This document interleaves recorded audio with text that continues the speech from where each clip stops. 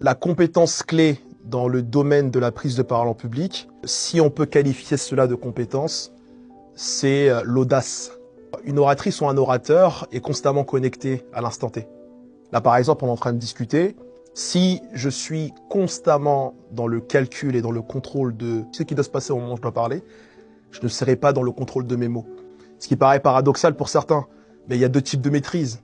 Il y a la maîtrise que l'on subit et il y a la maîtrise que l'on maîtrise réellement. La maîtrise que l'on subit, c'est le fait de vouloir tout contrôler avant même que ça arrive. Ben, c'est la meilleure manière de se faire une migraine. En tant qu'entraîneur, on voit bien que si on veut tout contrôler, en fait, on n'arrive pas à mettre son énergie là où il faut.